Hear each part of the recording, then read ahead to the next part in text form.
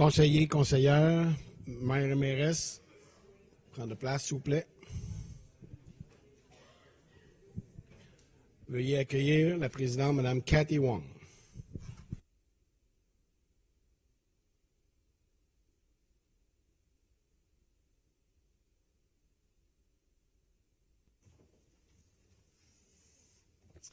Bon après-midi à tous et à toutes. Veuillez prendre place.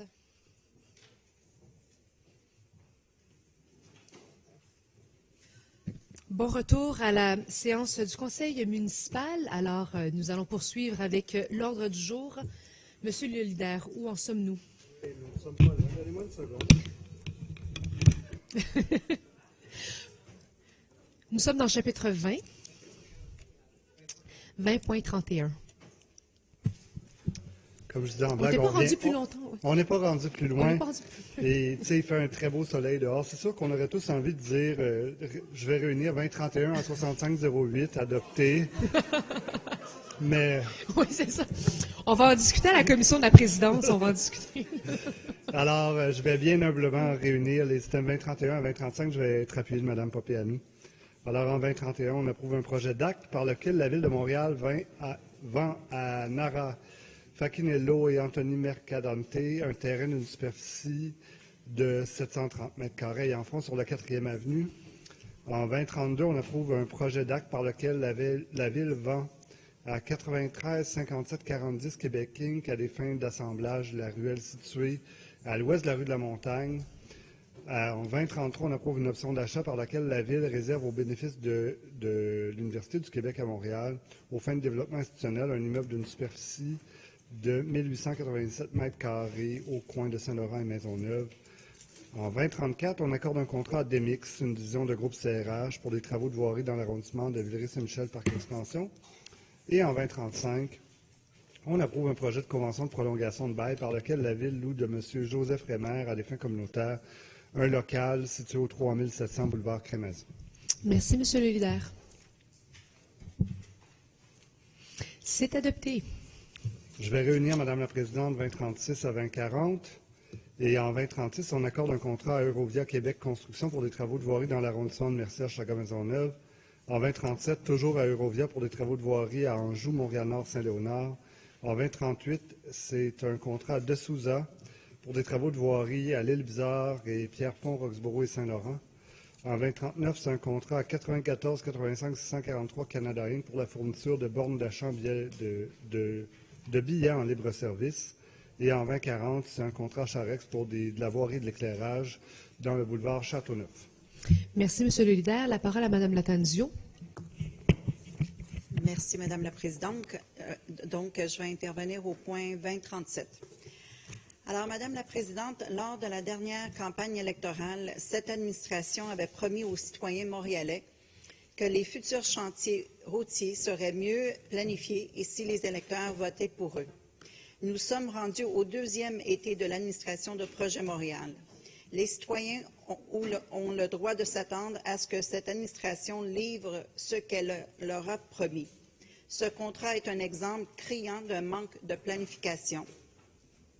Prenons l'exemple d'un citoyen de Montréal-Nord qui, malheureusement pour l'administration, doit se rendre en voiture tous les jours au centre-ville. Sachant que le boulevard P9, axe de circulation nord-sud-centrale, est fermé en raison des travaux de SRB, notre citoyen souhaite reprendre Saint-Michel. Malheureusement, pour celui-ci, des travaux de PR-CPR sont prévus entre la rue Soriol-Est et le boulevard industriel. Deuxième essai. Il décide d'aller un peu plus à l'est de chez lui et prendre le boulevard Lacordaire pour descendre.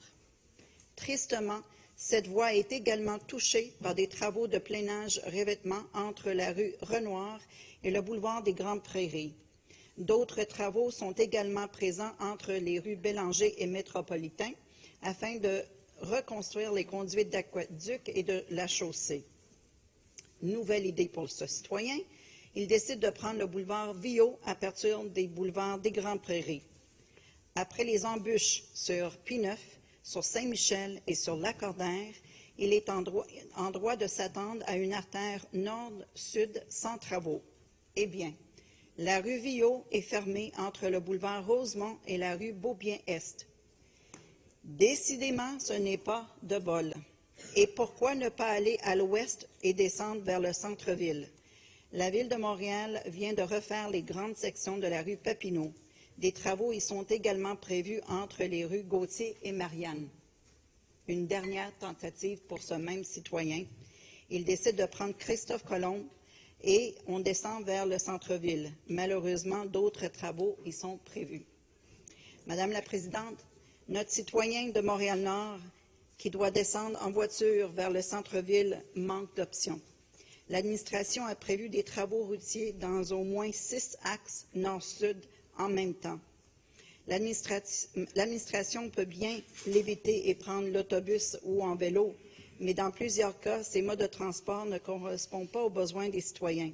Par exemple, si notre citoyen doit se déplacer en voiture pour son travail comme un vendeur sur la route, celui-ci ne peut pas utiliser le transport en commun. On comprend que ces routes sont dans un très mauvais état, mais une meilleure planification aurait dû être faite, quitte à remettre certains travaux prévus à l'année prochaine. Clairement, les citoyens n'auront pas droit à une bonne planification et de gestion des travaux de la part de cette administration pour au moins cette année. Merci, Mme Lattanzio. Monsieur Ouellet. Merci, Madame la Présidente. Donc, en droit de réplique, je crois que c'était 2037. Hein? Exactement. Donc, oui, donc en droit de réplique. Écoutez, je trouve ça très étonnant comme intervention de la part de Mme Lattanzio. Premièrement, écoutez, pour les citoyens de Montréal-Nord, bon, ça peut être compliqué, évidemment, de se rendre au centre-ville. Mais en effet, c'est d'ailleurs pour ça qu'on avait proposé la ligne rose, alors que vous étiez contre, alors qu'on est vraiment pour améliorer l'accessibilité aux citoyens de Montréal-Nord.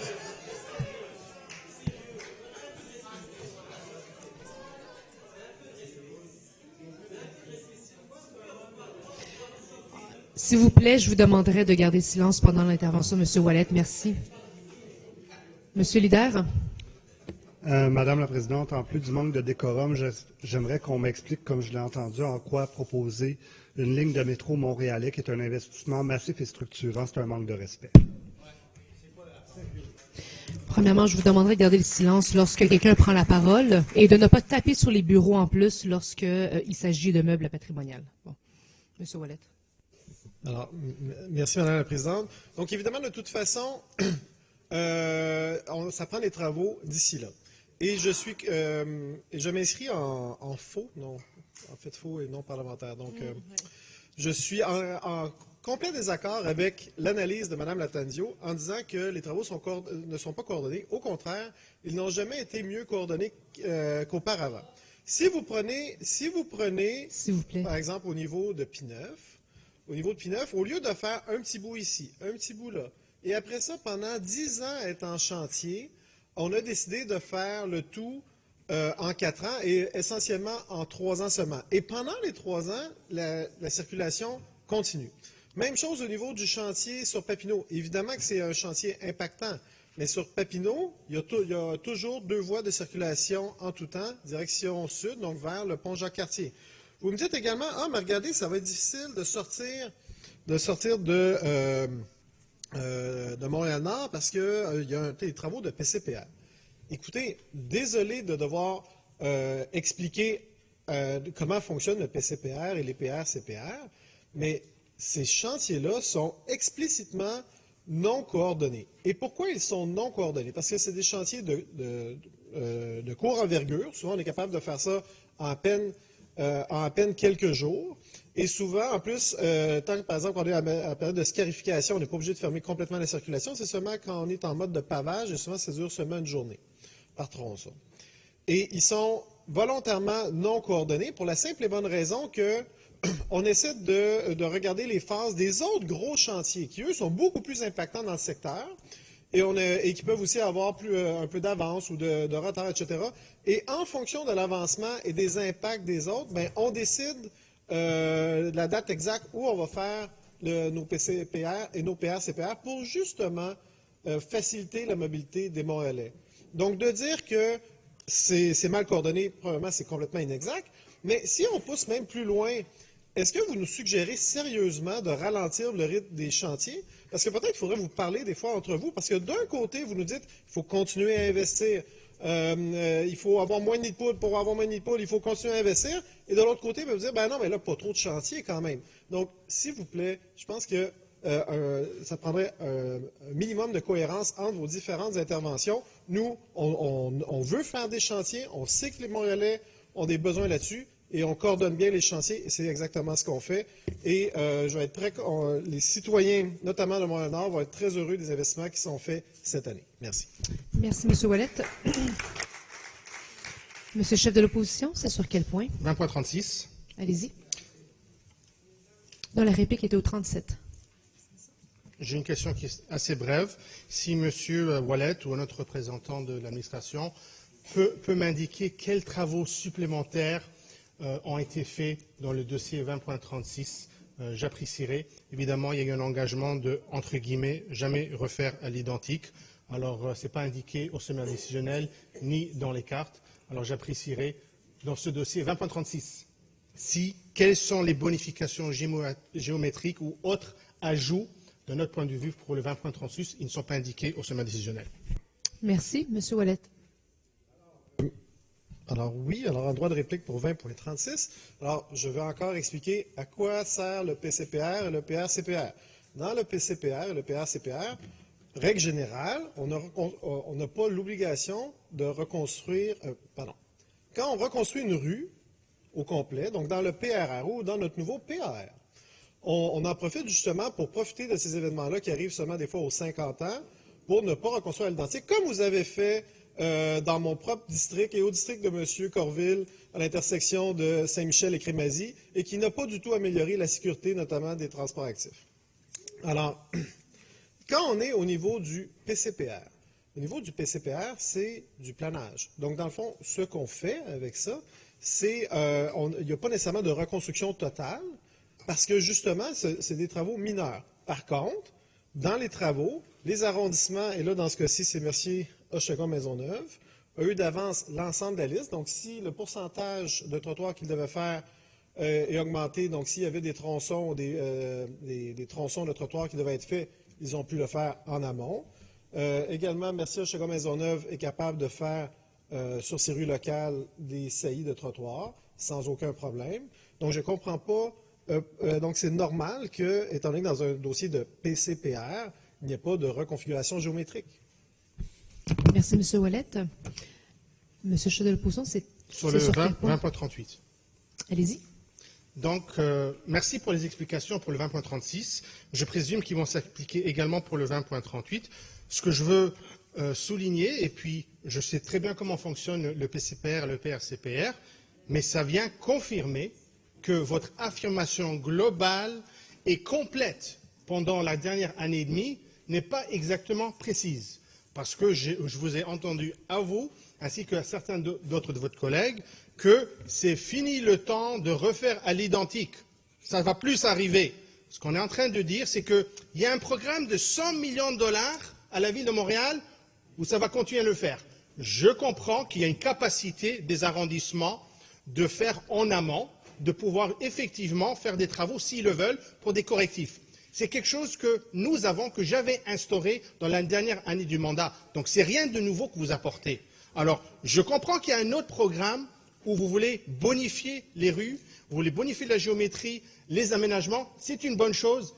Vous avez changé le nom, vous avez bonifié également certains montants, absolument. Mais ne venez pas nous dire, répétez en temps et lieu que c'est fini le temps, parce que c'est la preuve concrète. Il y a 3 dossiers à cet égard où ce n'est pas le cas. Merci bien. Merci, M. le chef de l'opposition. M. Ouellet. Alors, merci, Mme la Présidente. Je pense que c'était 2038. Hein? Alors, en droit de réplique pour 2038, puis allons-y donc pour 2039. Hein, c'est aussi... Non, 2039, c'est M. Croteau. 2040, ça laisse jusqu'à 2040? Alors, je vais prendre aussi 2040 en droit de réplique, tant qu'à y être. Alors, écoutez, ça doit être parce qu'il fait chaud. Hein? Parce que j'ai vraiment l'impression ici de devoir expliquer des choses de base. On a toujours dit...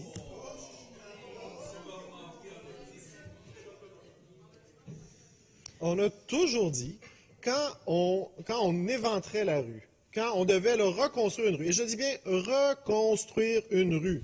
Hein, je ne sais pas s'il y a quelqu'un en langage des signes qui peut le faire en même temps, pour vous faciliter, mais quand on dit reconstruire, on a toujours dit on ne reconstruit pas les rues à l'identique s'il y a des besoins qui ne sont pas répondus dans la rue actuellement. C'est toujours ça qu'on a dit. Donc, c'est toujours ça que j'ai dit. Donc, quand on regarde l'ensemble des reconstructions, puis les reconstructions, historiquement, c'était quoi? C'était les PRR. Et quand on regarde l'ensemble des projets, moi et M. Caldwell, on regarde depuis notre arrivée, depuis le jour 1, année après année, chaque chantier de PRR pour l'ensemble de la ville. Dès notre arrivée, on a fait annuler deux contrats qui étaient même déjà en appel d'offres parce que vous étiez sur le point de reconstruire à l'identique Crémazie, au coin de la 6e avenue, qui est une traverse scolaire entre mon district et M. Corville. Il y a des élèves de mon district qui s'en vont du côté de M. Corville. Et les trottoirs sont tellement étroits que les poteaux de la métropolitaine qui empiètent dans le trottoir, puis la brigadière et les enfants sont tout coincés. Et sous votre administration, vous vouliez reconstruire ça à l'identique. On a fallu qu'on arrête un appel d'offres. En 2019, pour tous les chantiers, on a révisé ça également. On a fait des commentaires. Là, maintenant, on est déjà en train d'évaluer les chantiers 2021. Parce que vous savez, pour être dans les temps, il faut être 2 ans d'avance pour être bien sûr d'intégrer les conceptions géométriques. Donc, oui, quand on reconstruit une rue, on profite de toutes les occasions pour augmenter le verdissement, augmenter l'apaisement de circulation, et c'est toujours ça ce qu'on a dit. Quand, au niveau du PCPR, on l'a toujours dit, le problème, c'est souvent, il limitait énormément les possibilités d'intervenir pour les arrondissements, et je dis bien pour les arrondissements, d'intervenir correctement en amont parce que ça incluait trop peu de pourcentage de trottoirs, et aussi ça empêchait l'implantation de mesures d'apaisement de circulation. Donc, c'est toujours ça qu'on a dit. Et c'est ça qu'on fait. Et maintenant, en plus, on a le PAR. Donc, quand on a des réaménagements majeurs où c'est non plus le maintien d'actifs, mais davantage l'aménagement qui est le porteur principal, bien, c'est ça qu'on fait. Donc, c'est toujours ça qu'on a dit. On est extrêmement clair et on est extrêmement fiers d'avoir fait, M. Caldwell et moi, une réforme majeure qui est pour le bénéfice de la sécurité des Montréalais. Merci. Merci beaucoup, M. Ouellette. Ces points sont adoptés. Monsieur le leader. Madame la Présidente, nous allons réunir maintenant 2041 à 2045. Et en 2041, on accorde un contrat à PG Solutions pour le renouvellement de l'entretien de la solution ludique. En 2042, on accorde un contrat à Sonnexin pour des travaux de réhabilitation de conduite d'eau. En 2043, on modifie la source de financement pour tenir compte de la portion des travaux assumés par la Commission des services électriques de Montréal dans les travaux sur la rue Saint-Hubert. Et en 2044, on accorde un contrat à Promostaff RTM d'une durée de 32 mois pour le service d'une brigade mobile. Et en 2045, on approuve un projet d'acte par lequel la Ville vend à Maestra Terrain 2 parties d'une ruelle au nord de la rue Sainte-Catherine et à l'ouest de la rue Jeanne-Mance. Merci, Monsieur le leader. Madame Lattanzio, à vous la parole. Merci, Madame la Présidente. Donc, je vais intervenir sur 2 dossiers, le 2043 et le 44. Commençons avec le 43. Donc, l'année dernière, à cette même date, nous avons octroyé le contrat Eurovia Québec Grand Projet Incorporé afin d'effectuer les travaux d'égout, de conduite d'eau et d'aménagement sur la rue Saint-Hubert entre Saint-Zotique et Jean Talon. Un contrat de 24,8 millions de dollars, dont des contingences de 2,2 millions et des incidences pour près d'1 million de dollars pour ce même projet. Comment se fait-il que nous devons aujourd'hui augmenter les incidences? Est-ce que le 975 000 prévus à l'origine sont déjà épuisés? Et avez-vous omis d'inclure un montant lors de la présentation du contrat? Et si oui, pourquoi? Merci beaucoup. Monsieur Ouellette. Alors, oui, merci, Madame la Présidente. Donc, en droit de réplique pour 20.43. Donc, il faut savoir que présentement, et là, je parle à la fois en tant que responsable de la Commission des services électriques et également du service des infrastructures, on est en train de revoir les façons de faire au niveau des partages, pour simplifier les procédures administratives est vraiment en fonction des champs de compétences respectifs, parce que vous savez que la Commission des services électriques a sa propre loi constituante du gouvernement du Québec. Hein, c'est une créature, ce n'est pas une paramunicipale, donc on n'a pas de contrôle direct dessus. C'est vraiment les membres. Évidemment, la Ville de Montréal est un membre très important de par, on a 2 personnes qui siègent sur le conseil d'administration. Donc, en fait, ici, c'est davantage si je me rappelle bien, une correction qui a été faite parce que, justement, on corrige la façon que ça a été fait entre le service et la Commission des services électriques pour l'avenir. Donc, si vous avez d'autres questions, écoutez, ça va me faire plaisir de répondre par écrit. Merci. Merci beaucoup, M. Ouellet. Madame Lattanzio.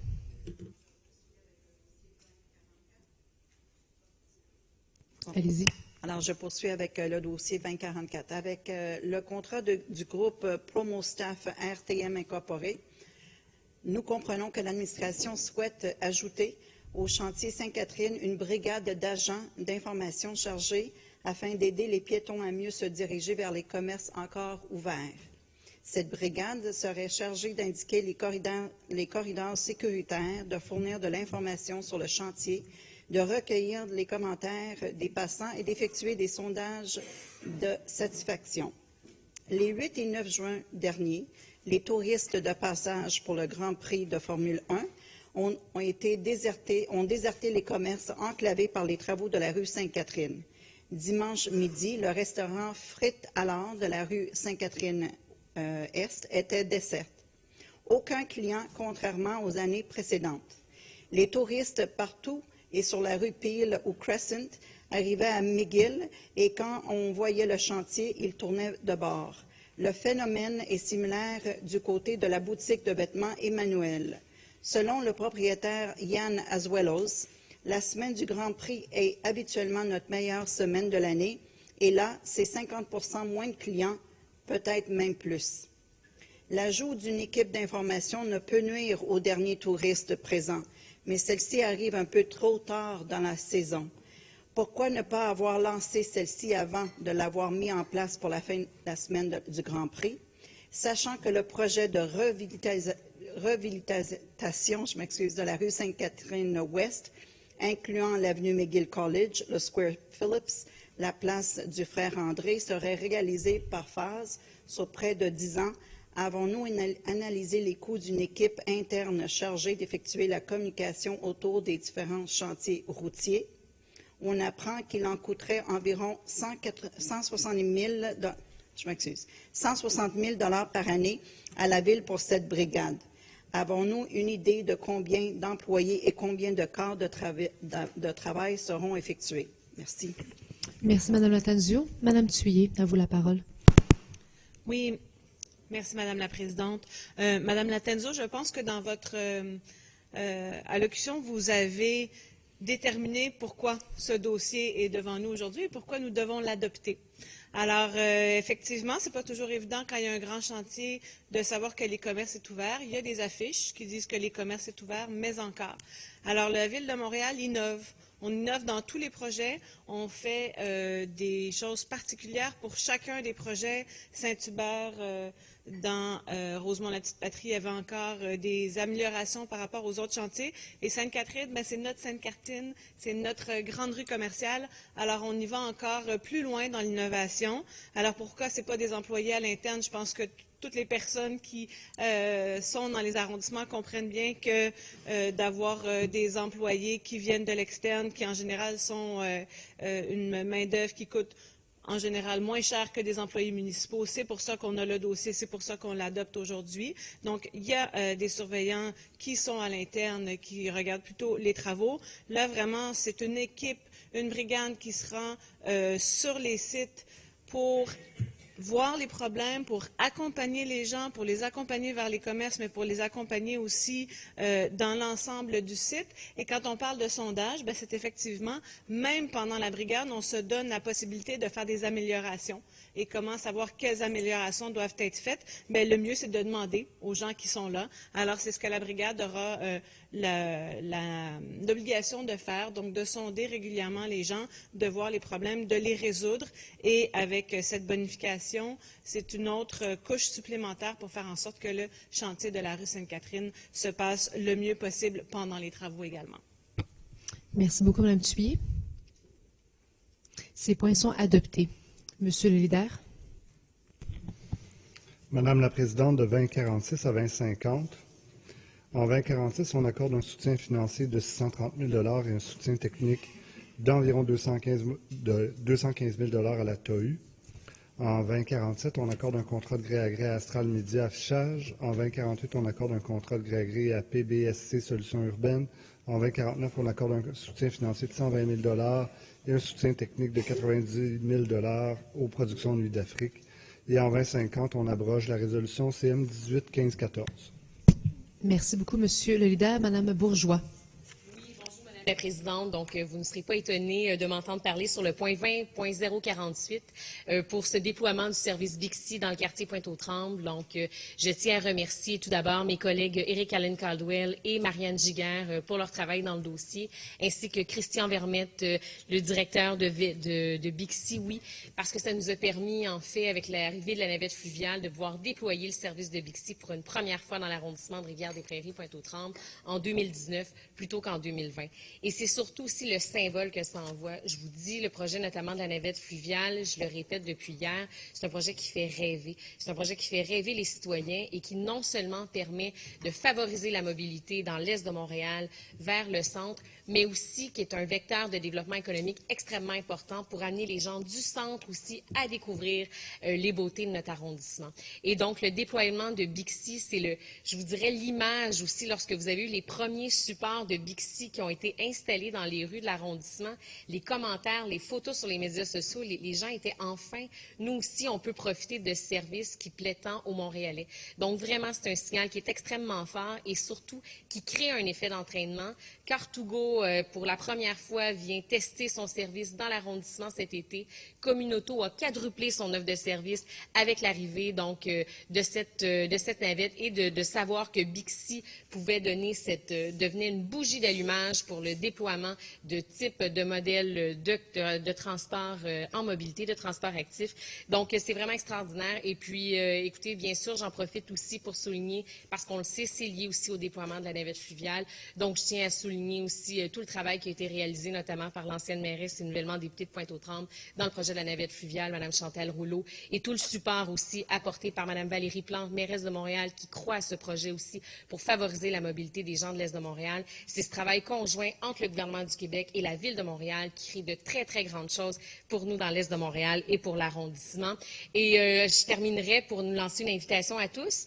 Moi, je souhaite bien vous voir sur cette navette jusqu'au 28 septembre. Vous avez juste ici au quai Jacques-Cartier. Vous allez vous retrouver en plein cœur du Vieux-Pointe-aux-Trembles et vous pouvez être assurés qu'on va très bien vous accueillir parce qu'on veut que vous puissiez y revenir. Vous aurez une programmation diversifiée, culturelle extrêmement intéressante, des initiatives aussi en développement commercial qui seront là. Donc, venez découvrir les rues de notre bel arrondissement et je vous garantis que vous aurez envie d'y revenir. Merci, Madame la Présidente. Merci beaucoup, Mme Bourgeois. La parole à Mme Black. Alors oui, Madame la Présidente, donc en remplaçant de mon collègue M. De Souza, donc tout d'abord, nous souhaitons souligner cette bonne nouvelle. Le service de Bixi va être étendu à un autre arrondissement pour le 2048, oui, voilà. Bixi, organisme sauvé de la faillite sous l'administration précédente, va bien. Le service de vélo en libre service est en expansion. Donc, en 2019, le réseau comprend 7 250 vélos et 600 stations présentes dans 16 arrondissements et sur le territoire de Longueuil, Mont-Royal et Westmount. Depuis 10 ans, Bixi continue d'offrir un service de qualité aux Montréalais. Les preuves sont faites. Bixi est devenu un moyen de transport intégré au quotidien pour de plus en plus de Montréalais. L'année 2018 a été marquée par de nouveaux records, donc une augmentation de 15 % des membres actifs, une augmentation de 41 % des ventes corporatives et une augmentation de 600 000 déplacements. Bixi est devenu le plus grand réseau de vélos en libre service, devant celui de la ville de New York. En février, nous avons signé un nouveau partenariat de 10 ans pour permettre la pérennisation du service offert. Nous avons alors demandé à cette administration de revoir sa stratégie de déploiement du service afin d'en faire bénéficier l'ensemble des citoyens montréalais.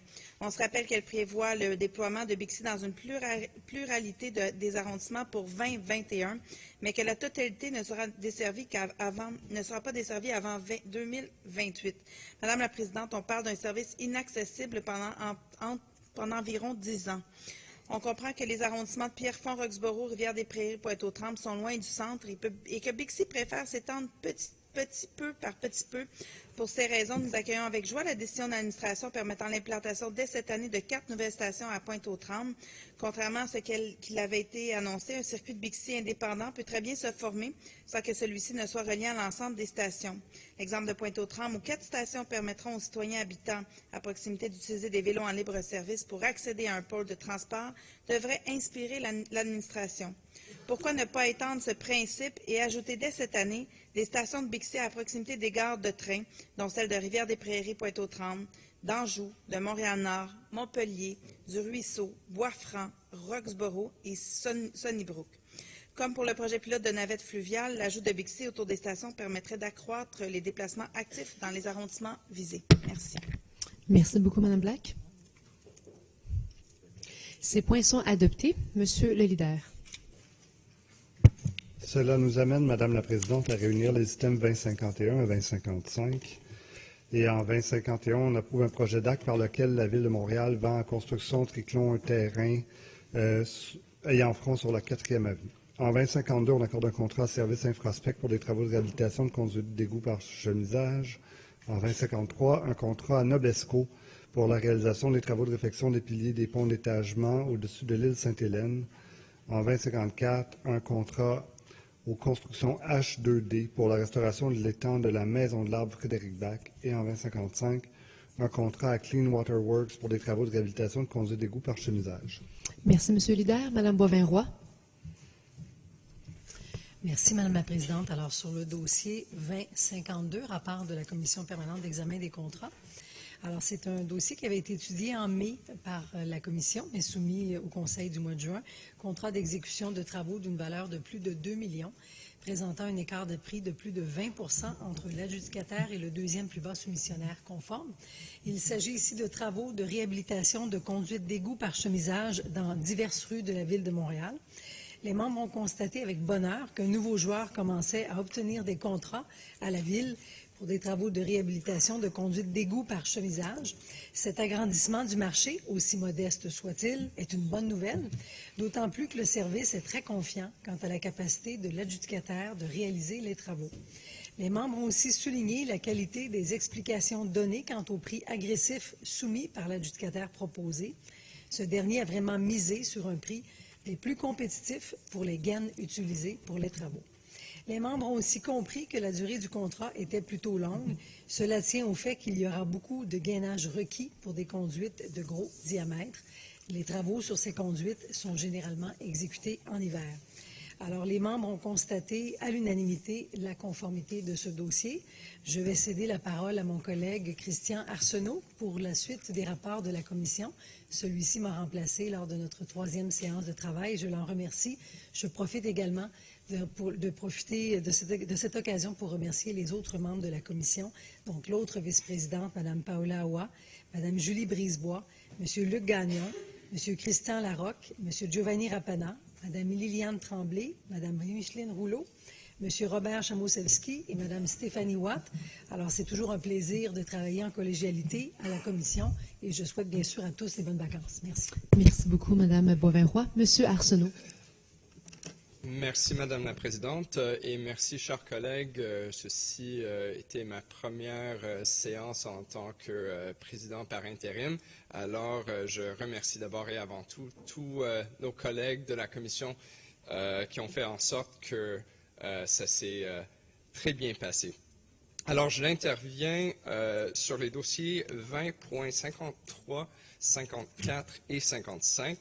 D'abord, 2053, un contrat à Nobesco d'exécution de travaux d'une valeur de plus de 2 millions de dollars, présentant un écart de plus de 20 % entre l'estimation interne effectuée pendant le processus d'appel d'offres et la soumission de l'adjudicateur.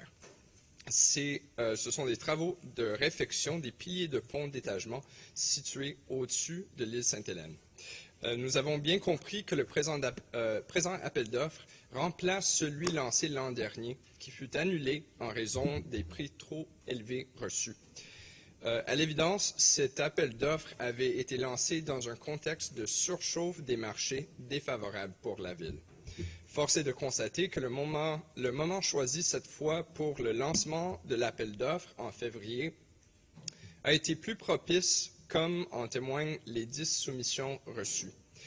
Les représentants du service ont bien expliqué que les montants prévus pour les variations de quantité pourront servir aux besoins et permettront d'éviter de retourner aux instances pour répondre à des besoins ponctuels. Nous avons jugé pertinentes les explications du service quant à l'écart de prix avec l'estimation. Nous avons bien compris que le plus bas soumissionnaire s'est montré très agressif en déposant un prix très inférieur à l'estimation.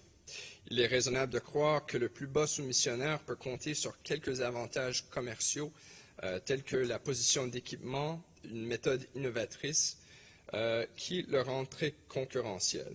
Ceci étant dit, nous avons constaté à l'unanimité la conformité dans ce dossier. Sur le dossier 20.54, un contrat d'exécution de travaux à les constructions H2D d'une valeur de plus de 2 millions de dollars encore, pour lequel une seule soumission conforme a été reçue suite à un appel d'offres. C'est pour la restauration de l'étang de la maison de l'arbre Frédéric Bach et d'autres aménagements. Les membres ont manifesté beaucoup d'intérêt pour l'utilisation des phytotechnologies dans la restauration de l'étang de la maison. Et pour la Commission, il faudrait éventuellement songer à utiliser cette technologie verte et innovante sur une plus grande échelle.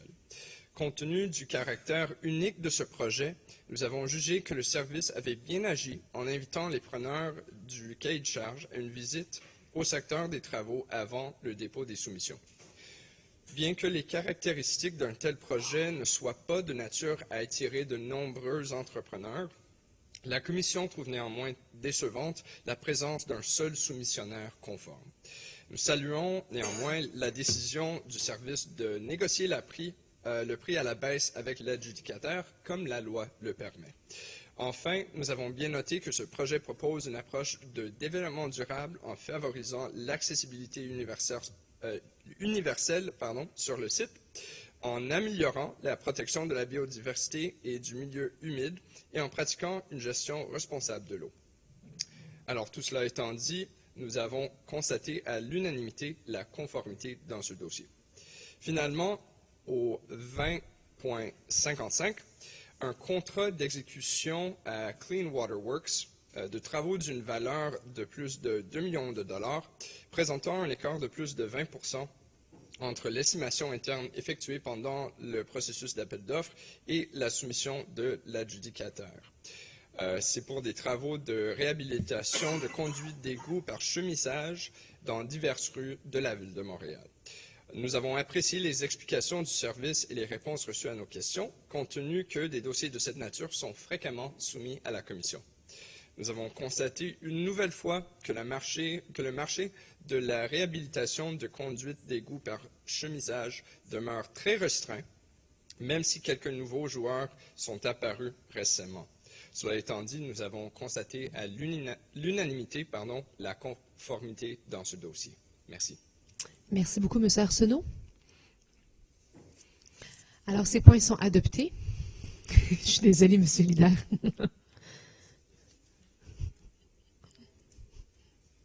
Alors, M. Luder. Madame la Présidente, nous allons réunir les items 2056 à 2060. En 2056, on accorde un contrat à Toromont CAT pour la location saisonnière de 33 niveleuses articulées. En 2057, on conclut 2 ententes cadres d'une durée de 36 mois avec Orange Trafic. En 2058, on accorde un contrat à Roxborough pour des travaux d'égout, d'aqueduc, de voirie, de conduits souterrains de la Commission des services électriques.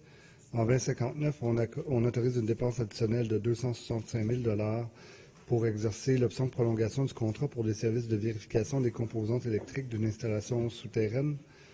Et en 2060, on accorde un soutien financier de 595 000 $ à Technoparc Montréal pour permettre la réalisation de ses obligations d'ici sa dissolution. Merci, M. Lider. Alors, M. Arsenault, à vous la parole à nouveau. Merci, Madame la Présidente. Cette fois-ci, j'interviens au dossier 20.56, 57 et 58, encore au nom de la Commission permanente sur l'examen des contrats. D'abord, le point 20.56, un contrat de biens et services à Toromont 4 d'une valeur de plus de 2 millions de dollars, présentant un écart de prix de plus de 20 % entre l'adjudicateur et le deuxième plus bas soumissionnaire conforme. C'est pour la location saisonnière de 33 niveleuses articulées pour une période de 5 ans. Tout en reconnaissant la conformité du processus d'appel d'offres dans ce dossier, des membres de la Commission ont exprimé des opinions divergentes sur la stratégie du service. Ainsi, certains membres se sont montrés plus critiques sur les choix du service de retenir un seul fournisseur. Les représentants du service ont bien expliqué que le marché pour les niveleuses était dominé par 4 joueurs importants. Ils ont souligné aussi que le fournisseur Strongco, en particulier, qui pratiquait dans le passé une politique agressive de prix, ne possédait plus assez d'appareils pour déposer une soumission. Les membres ont bien compris qu'une entente de 5 ans dans le cadre de ce contrat s'avérait le meilleur compromis pour combler les besoins de la Ville. Nous avons enfin noté que l'estimation dans ce dossier reposait sur une indexation des prix obtenus lors d'un appel d'offres précédent pour les mêmes fins. Alors, nous avons constaté à l'unanimité la conformité dans ce dossier. Au 20.57, un contrat de plus de 10 millions de dollars ainsi qu'un contrat de biens et services d'une valeur de plus de 2 millions de dollars, présentant un écart de prix de plus de 20 % entre l'adjudicateur et le deuxième plus bas soumissionnaire conforme et un écart de plus de 20 % entre l'estimation interne effectuée pendant le processus d'appel d'offres et la soumission de l'adjudicateur. C'est un contrat à Orange Trafic et à Tassel Limité pour la fourniture de coffrets de feux de circulation et d'unités de contrôle de feux de circulation. Nous avons unanimement salué l'excellence de la présentation qui nous a été faite. Nous avons bien compris que ce dossier s'inscrivait dans la volonté d'une évolution technologique des feux de circulation pour faire face à l'évolution des besoins des diverses clientèles. Nous avons aussi noté que le choix de préparer 2 ententes cadres dans ce dossier, une pour les coffrets de feux de circulation et une autre pour la fourniture d'unités de contrôle, visait l'obtention des meilleurs prix. Nous avons constaté que le service avait nettement sous-estimé le prix des coffrets en particulier. Cela s'explique par le fait que les composantes nécessaires à la conception et à la fabrication de coffrets de qualité supérieure sont nettement plus coûteuses. De plus, la Ville ayant toujours acheté les coffrets et les unités de contrôle dans une seule unité combinée, il devenait difficile d'estimer le coût des 2 éléments séparés. Enfin, nous avons bien compris que divers facteurs ont influencé les prix dans ce dossier, notamment les équipements de dernière génération plus susceptibles de répondre aux besoins futurs de la Ville. Alors, nous avons constaté à l'unanimité la conformité de ce dossier. Finalement, le dossier 20.58, un contrat de plus de 10 millions de dollars, ainsi qu'un contrat d'exécution de travaux d'une valeur de plus de 2 millions de dollars présentant un écart de plus de 20 % entre l'estimation interne effectuée pendant le processus d'appel d'offres et la soumission de l'adjudicateur, un contrat à Roxborough Excavation pour des travaux d'égout, d'aqueduc, de voirie, de conduits souterrains de la CSM et d'aménagement sur la rue Saint-Hubert entre Saint-Zotique et Bellechasse et autres travaux entre Jean-Talon et Saint-Zotique. Nous avons constaté que les prix soumis étaient nettement plus élevés que l'estimation réalisée dans ce dossier. Le service a donné des explications plausibles sur l'écart de quelques 36 % entre l'estimation et la soumission de l'adjudicateur.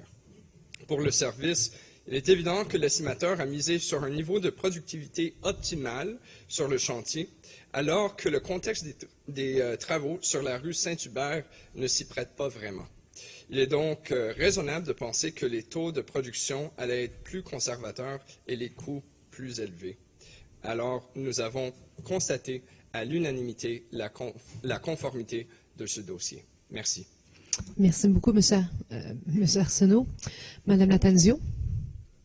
Merci, Madame la Présidente. Donc, je vais intervenir sur le dossier 2058. Alors, il s'agit d'octroyer un contrat de 22,7 millions de dollars à l'entreprise Roxboro Excavation Incorporée pour des travaux d'égout, d'aqueduc et d'aménagement de la rue Saint-Hubert entre les rues Saint-Zotique et Bellechasse.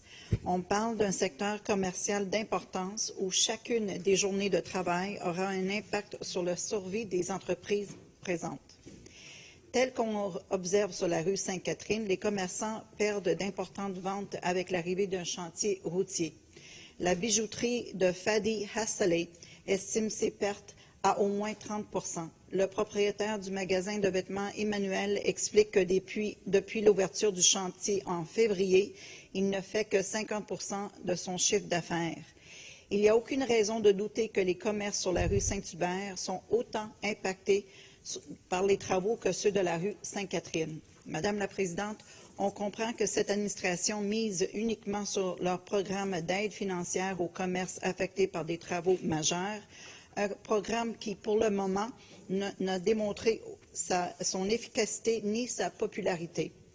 Chez Projet Montréal, on estimait que l'ensemble des marchands d'environ 60 artères commerciales de Montréal devaient être dédommagés d'ici la fin de 2021.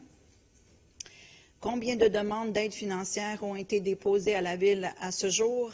16. Et seulement 5 ont reçu une réponse positive. Sur l'ensemble des artères présentement en chantier à Montréal, seulement 16 commerçants ont décidé de profiter de ce nouveau programme. Sur la rue Saint-Hubert, 2 demandes effectuées et un refus. Le programme actuel ne correspond pas à la réalité du terrain. Plutôt que de comparer le mois pendant lesquels ont lieu les travaux avec ceux des années précédentes pour déterminer l'ampleur des pertes, votre administration compare les chiffres d'affaires pour l'année. Un autre problème majeur de votre programme concerne les ventes en ligne, tel que mentionné par mon collègue Aref. Celles-ci sont prises en compte dans vos calculs dans les états financiers alors qu'elles ne sont pas des ventes physiques dans le magasin. L'idée d'un tel programme est d'aider principalement les commerçants touchés par une baisse du nombre de clients en raison des travaux majeurs rendant l'accès plus difficile au commerce. Il ne fait aucun sens de tenir compte des ventes en ligne pour compenser les pertes d'accès à un commerce. Ce qui aiderait les commerçants est simple, accélérer la terminaison des travaux. Pour un commerçant, chaque journée devient un défi d'attirer sa clientèle. Si l'on peut mettre en place des clauses dans des contrats afin d'encourager ou accélérer la vitesse des travaux, on se doit de le faire. Lors des derniers mois, notre formation est venue à ce Conseil avec une motion pour inclure plus systématiquement des clauses de boni dans les contrats. Vous avez répondu que vous préfériez y aller au cas par cas. Aujourd'hui, nous sommes devant un contrat d'une artère commerciale importante où la clause de boni est absente. Votre GDD explique, lui aussi, qu'il est important d'effectuer ces travaux en mode accéléré afin de limiter les impacts sur les riverains. Nous ne comprenons toujours pas pourquoi votre formation s'entête à ne pas utiliser tous les outils en sa possession. Merci. Merci, Madame Lattanzio. Monsieur Ouellet. Monsieur le leader. Madame Lattanzio, j'entends ce que vous dites. Le responsable au comité exécutif m'a délégué le chantier de la rue Saint-Hubert. J'en fais le suivi tous les mois avec un comité directeur. Puis j'ai juste le goût de vous dire une chose, c'est que c'est le premier chantier depuis des années, si ce n'est pas des décennies, où des commerçants viennent s'installer pendant les travaux. C'est du jamais vu. D'habitude, pendant les travaux, les commerçants quittent. Là, il n'y a pas de commerçants qui ont quitté. Il y a 5 commerces qui s'installent dans la partie où il y a des travaux. Ça va très bien. Les gens adhèrent à la vision qu'on a déployée parce que pour la première fois, le chantier sert non seulement à bonifier la rue, mais à à installer carrément une nouvelle vision de la rue. Puis cette vision-là fait rêver au point où des commerçants viennent s'installer. Ça va très bien. On risque de réussir notre pari de revitaliser cette artère-là. Alors, je ne comprends pas votre intervention. Désolé. Et on ne partage pas vos conclusions, certainement. Merci, M. Limoges. Alors, ces points sont adoptés. Monsieur le leader. Madame la Présidente, de 2061, il ne reste que 2061 au chapitre 20. Célébrons, célébrons. Exactement. Alors, en 2061, Madame la Présidente, on décrète l'acquisition par expropriation tout autre moyen d'une servitude totale de non-accès sur toute la longueur en front du boulevard Pineuf du lot 4 588 841 du cadastre du Québec. Merci, Monsieur le leader. Adopté. Madame la Présidente, au chapitre 30, je vais réunir les systèmes 3001 à 3005. Et en 3001, on accepte l'offre de service de l'arrondissement La Salle de prendre en charge la conception et la réalisation des travaux de la piste cyclable sur l'avenue Dollard. En 3001, 2, on autorise un virement budgétaire au budget de fonctionnement de service de la concertation des arrondissements. En 3003, on approuve l'entente intervenue entre la Ville de Montréal et Canva Placement. En 3004, on accepte l'offre de service de l'arrondissement Montréal-Nord de prendre en charge des travaux de réaménagement à diverses intersections. Et en 3005, on accepte l'offre de service de l'arrondissement Saint-Laurent de prendre en charge la conception et réalisation des travaux d'un tronçon du boulevard Marcel-Lorrain. Merci beaucoup. Monsieur de Souza. C'est sur quel point? 30.05? C'est sur 30.01, Madame la Présidente. Allez-y. Merci. Premièrement, juste, je profite de cette occasion de féliciter l'arrondissement La Salle qui offre par l'article 85.5 la réalisation de la conception des travaux d'infrastructure qui va avoir l'effet d'avoir une piste cyclable dans l'avenue Dollard qui permettra un meilleur accès aux cyclistes à la bibliothèque de l'Octogone. Je pense que la stratégie qui a été mise en place par les anciennes administrations était d'avoir une cible de 1280 km de pistes cyclables. Et pour autant que je reconnais que la nouvelle administration, l'administration actuelle qui est en place, a abandonné cette notion de kilométrage, ils ont choisi de mettre le focus sur la qualité des aménagements protégés, de rendre ça sécuritaire. Je pense que, Madame la Présidente, c'est correct, mais l'ajout des pistes cyclables sont aussi nécessaires si on veut prioriser certains secteurs de l'île. Je pense que quand on sort du secteur central, dans les zones qui sont plus en périphérie, il y a un besoin pour que nous avons un réseau fiable par lequel on peut avoir l'accès à les diverses infrastructures qui sont déjà en place, mais aussi pour les infrastructures qui vont venir, comme le REV et d'autres.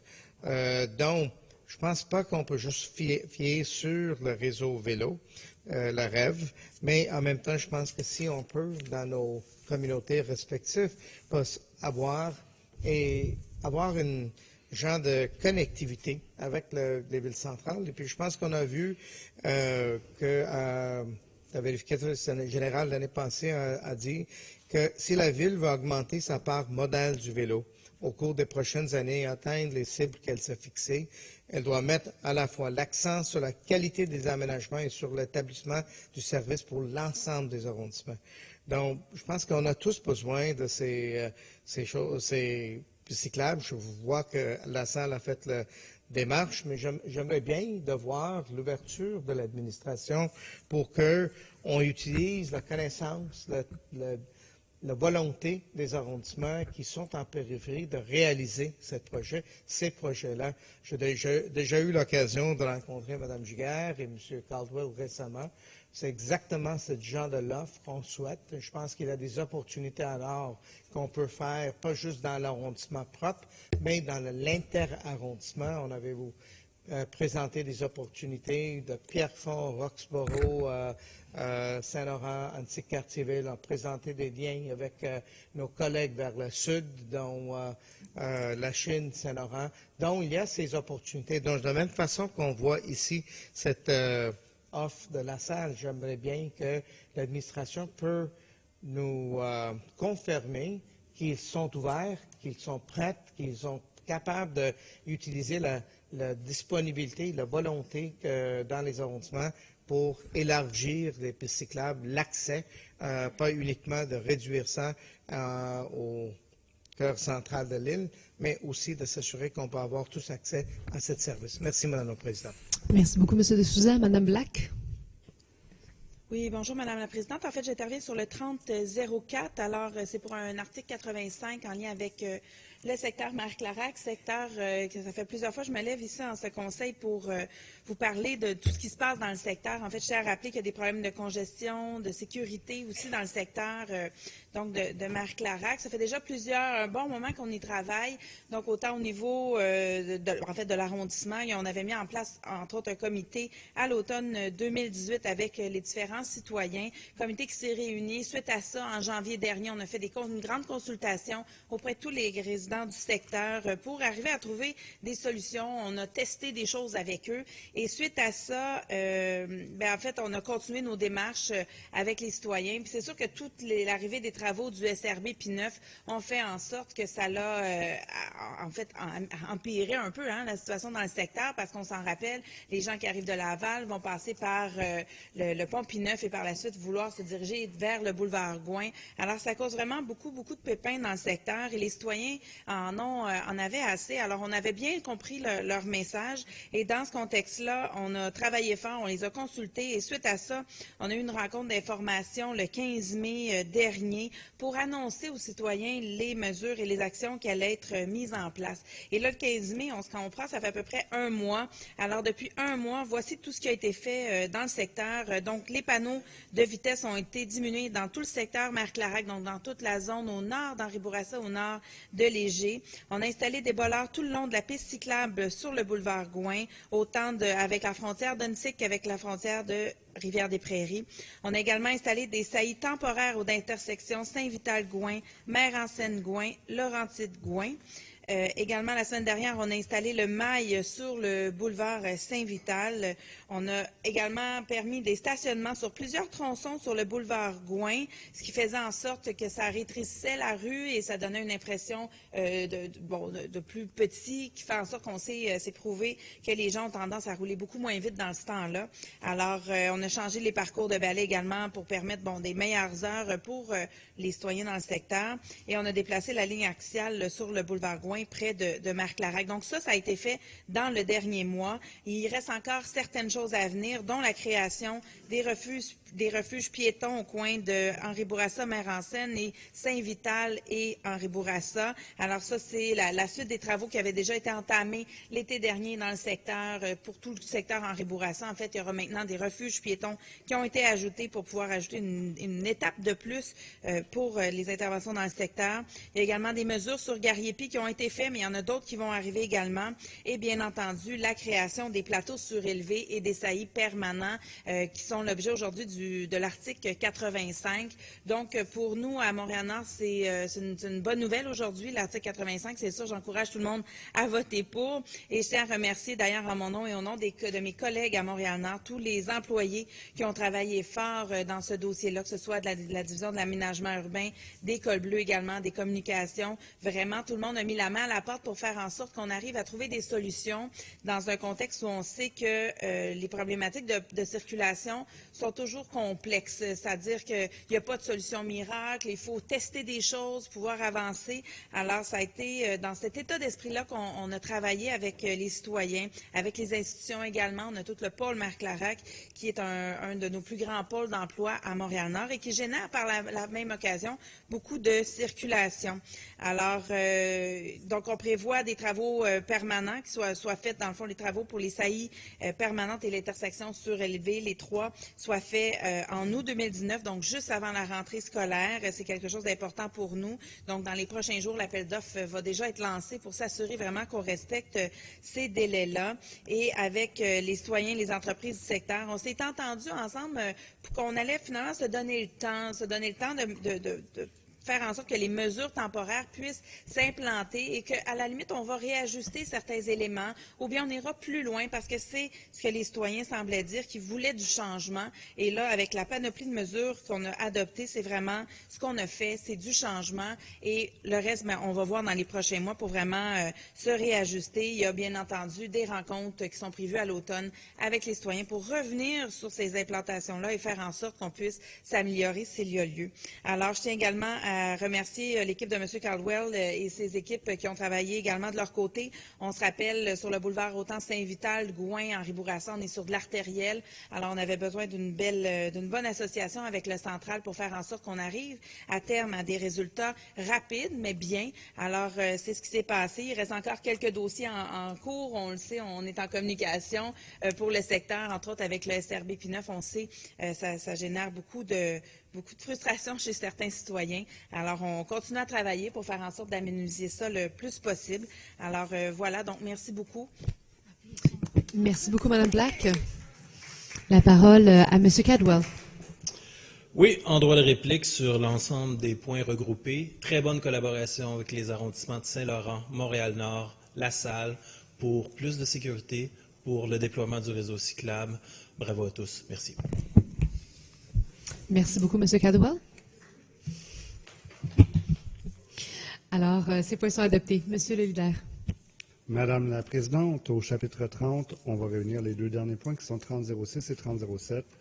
Et en 3006, on approuve l'admission dans les établissements commerciaux de la SDC Pignon, rue Saint-Denis lors de la fête nationale. Et en 3007, on a une résolution du Conseil de ville désignant des immeubles sur lesquels le droit de préemption est exercé et les fins pour lesquelles ils peuvent être ainsi acquis dans le secteur Le Havre. Je suis appuyé par M. Ouellet, effectivement, Mme Papianou ayant quitté. Merci beaucoup. C'est adopté. Madame la Présidente, au chapitre 41, je vais lire une série d'avis de motion. Alors, en 4101, on a un avis de motion et dépôt d'un règlement autorisant un emprunt de 3 millions de dollars pour des travaux d'aménagement urbain ludique. En 4102, on a avis de motion et dépôt d'un règlement déterminant les modalités de publication des avis publics.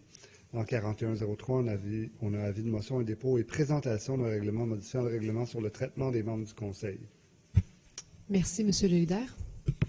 Et au chapitre 42, je vais réunir les systèmes 4201 à 4205. En 4201, c'est l'adoption d'un règlement autorisant un emprunt de 4 400 000 $ pour des travaux d'aménagement et réaménagement de lieux d'élimination de la neige. 4202, règlement autorisant un emprunt de 42 millions pour financer les travaux de rénovation à l'hôtel de ville. 4203, règlement autorisant un emprunt de 5 600 000 pour le programme de soutien destiné aux arrondissements pour les équipements supralocaux. 4204, un règlement d'emprunt autorisant un emprunt de 11 500 000 $ pour les travaux d'aménagement du domaine public dans le cadre du projet Les Bassins du Nouveau Havre. Et 4205, un emprunt de 78 500 000 $ pour financer les travaux d'aménagement du domaine public ainsi que l'acquisition d'immeubles à des fins de parc et de places publiques dans Griffintown. Merci, M. le leader. La parole à M. Guy. Merci, Madame la Présidente. Considérant les hivers atypiques auxquels nous devons faire face, nous sommes rassurés de voir que l'administration investit dans les lieux d'élimination de la neige pour des raisons environnementales et d'optimisation dans la gestion du déneigement. Cependant, j'ai quelques questions. Dans le cadre du réaménagement de divers lieux d'élimination de la neige prévus pour 2019, il ne faut pas oublier que les recours aux chutes à l'égout entraînent des enjeux pour la station d'épuration des eaux usées. En effet, la station d'épuration peut imposer une restriction sur le débit de versement de la neige usée dans les chutes à l'égout, ce qui a pour conséquence de ralentir les chargements de neige. Le service de concertation des arrondissements pourrait profiter de l'occasion pour examiner les différentes technologies afin d'éliminer de manière plus efficace la neige usée. À date, il n'y a pas eu d'études faites du côté de la Ville pour déterminer les technologies les plus appropriées, autant du point de vue économique qu'environnemental. Est-ce que la CSA travaille actuellement sur une éventuelle étude technologique? Dans son rapport sur la gestion de la neige usée, le vérificateur général de l'époque recommandait, entre autres, que la CSA procède à une étude des impacts environnementaux et économiques sur l'ensemble du cycle de vie des différentes technologies envisagées pour la gestion des neiges usées.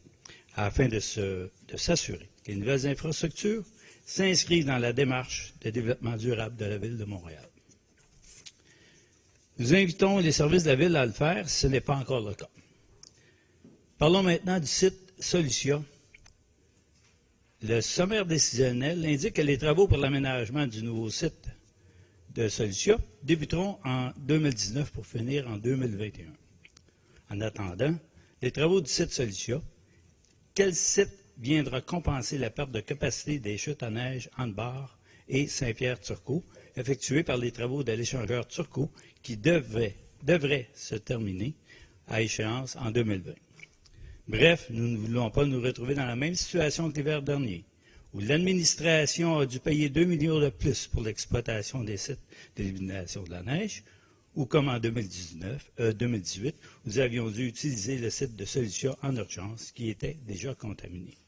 En conclusion, Madame la Présidente, pour finir, je tiens à rappeler qu'en décembre dernier, nous avons réduit la prolongation de la compétence de la Ville pour la gestion des lieux d'élimination de la neige au 31 décembre 2019 au lieu de 2024. Et nous espérons que tout ira bien pour l'hiver qui s'en vient prochainement.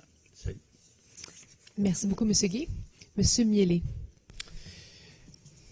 Merci, Madame la Présidente. J'interviendrai sur 2 points, soit 4204 et 4205 de règlement d'emprunt, soit de 11,5 millions ainsi que 78,5 millions de dollars. Des projets de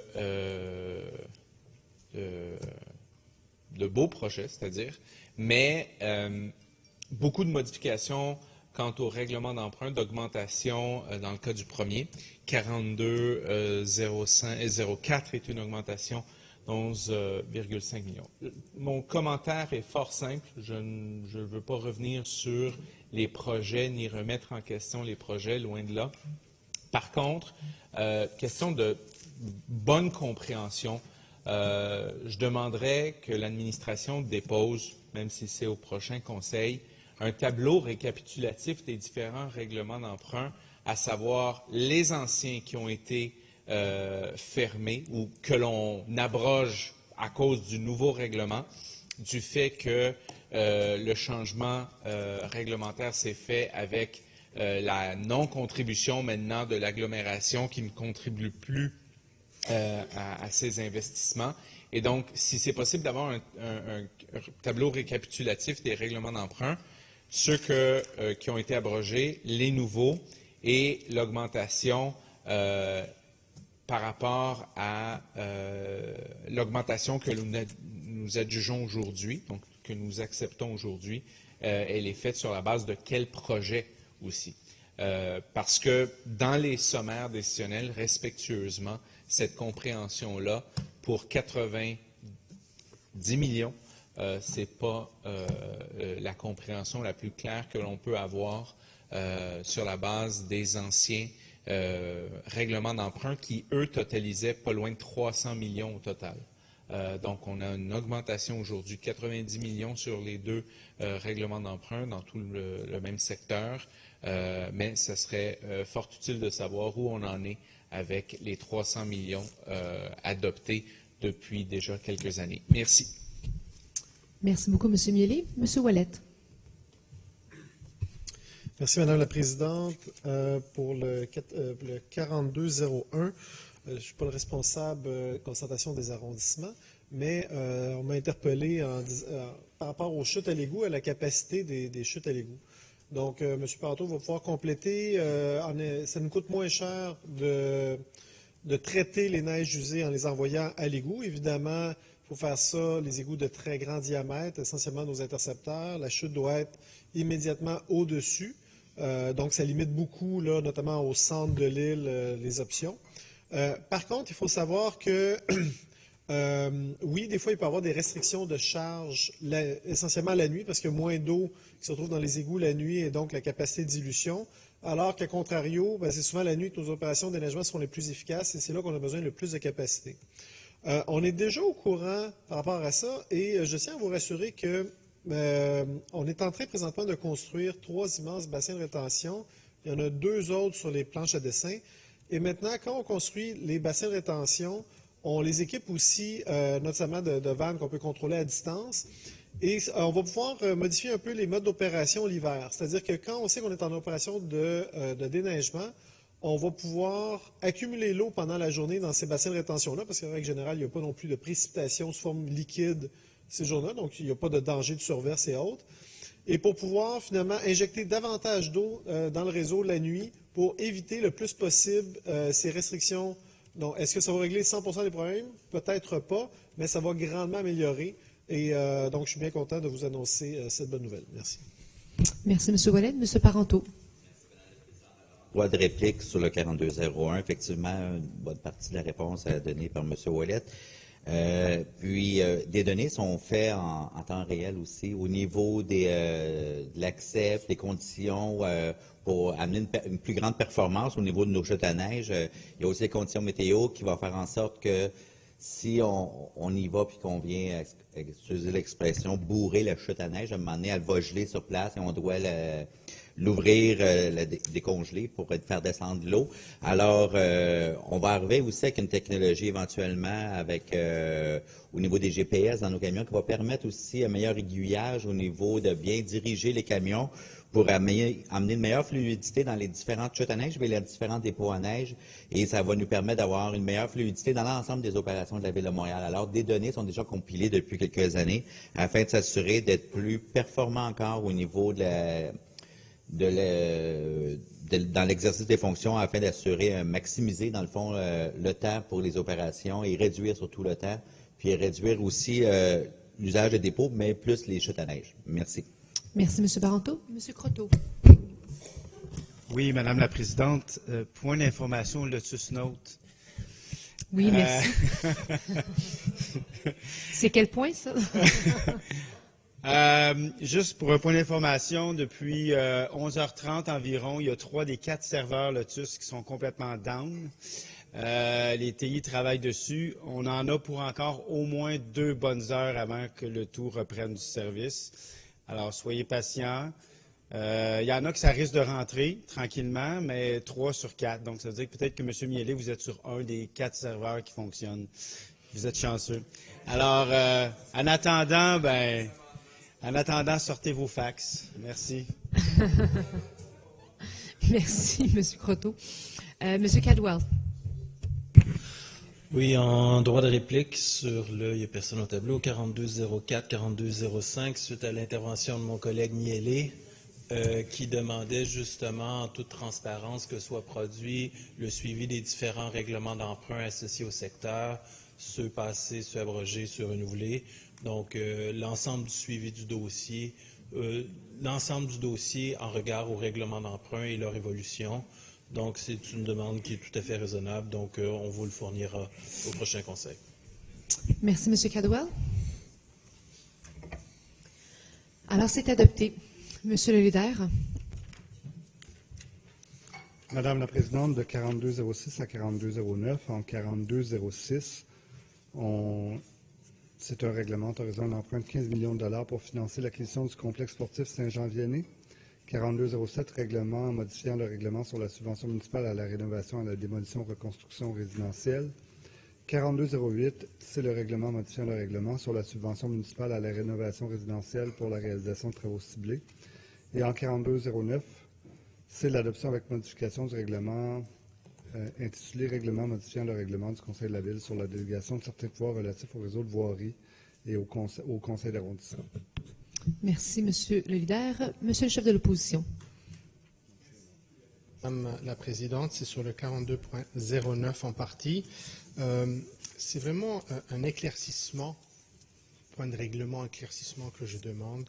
Évidemment, le sommaire décisionnel est très clair sur le fait que, suite à la clarification, la bonification à mon amendement que M. Parenteau et par la suite M. Doré avait apporté un certain texte qui avait été lu, qui avait été adopté.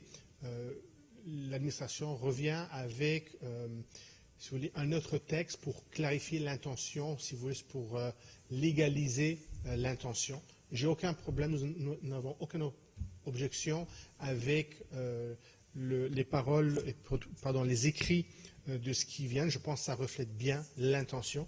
Je veux rien que m'assurer que cette partie-là reflète l'intention également de l'amendement qui avait été effectué. Ça veut dire qu'il y avait un texte de l'amendement.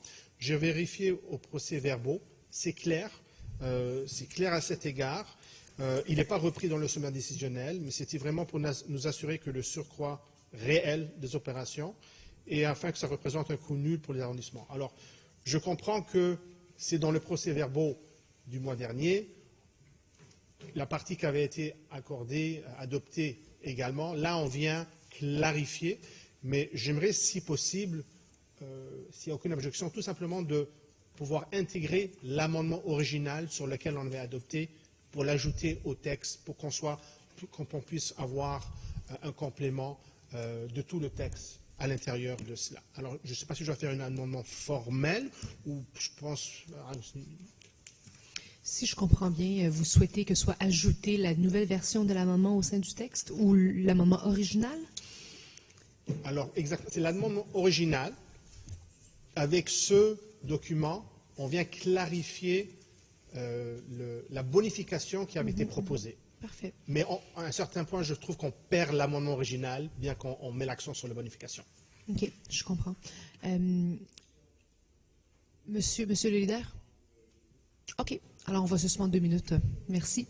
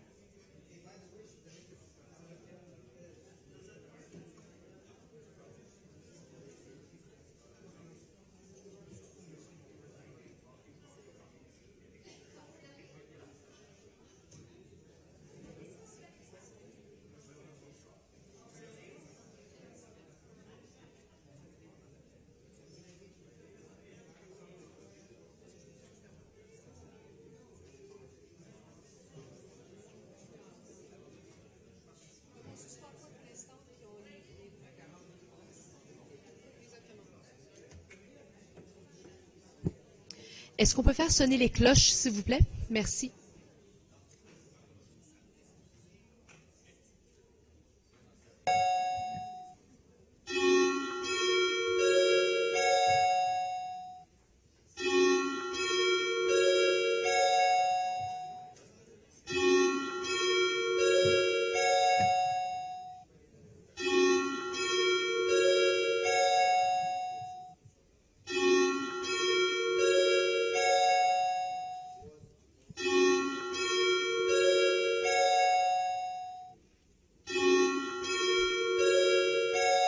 Merci beaucoup.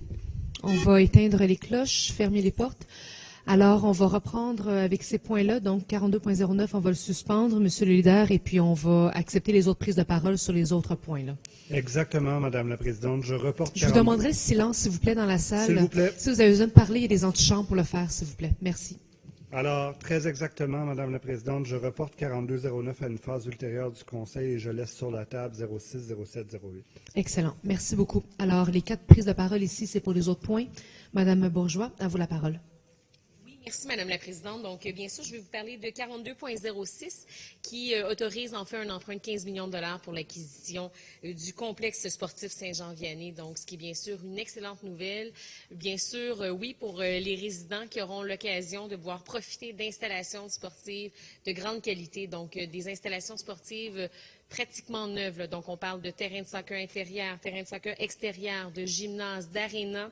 Donc, c'est vraiment aussi une excellente nouvelle et c'est un bon projet d'affaires aussi pour la Ville de Montréal. On parle d'une entente gagnante-gagnante qui permettra de pouvoir bonifier cette offre de services d'où il y a un important déficit, notamment en ce moment, d'accès à des installations sportives par la grande popularité de sport. Donc, c'est vraiment souligner cet investissement important et qui permettra assurément de faire des grands et qui permettra de aussi donner envie à plusieurs jeunes et moins jeunes de pratiquer leur sport favori. Merci, Madame la Présidente. Merci beaucoup, Madame Bourgeois. La parole à Monsieur Guy. La Présidente, en effet, c'est une très, très bonne nouvelle.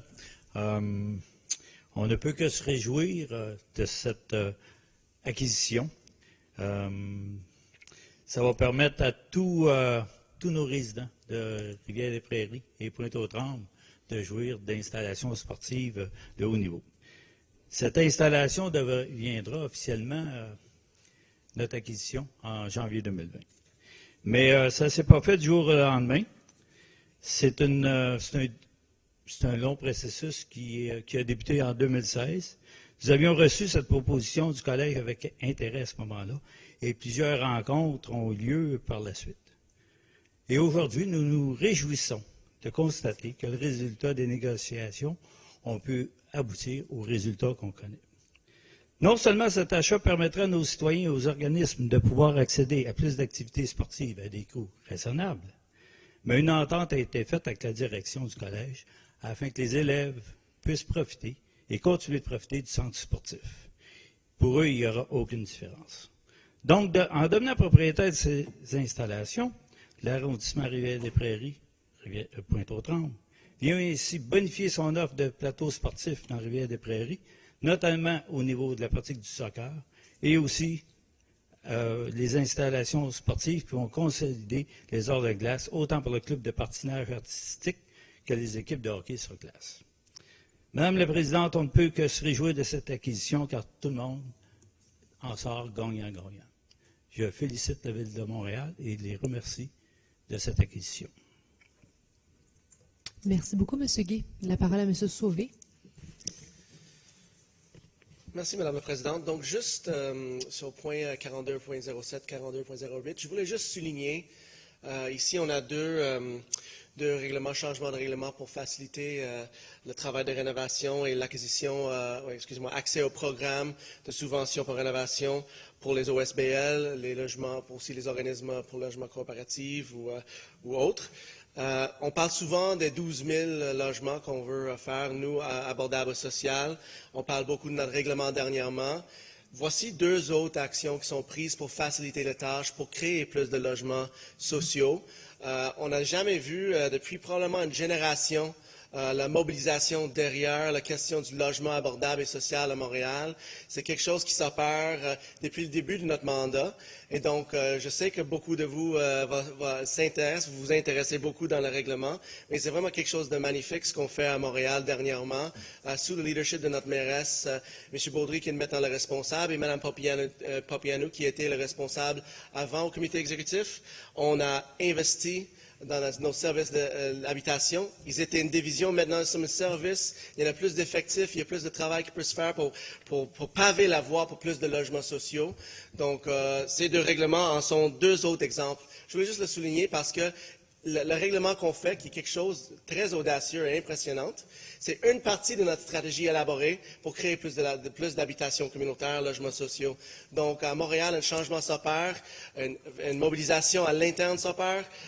Donc, c'est vraiment quelque chose de très bien. Je voulais juste souligner pour vous, parce qu'on va discuter le règlement prochainement. Merci beaucoup, Madame la Présidente. Merci, M. Sauvé.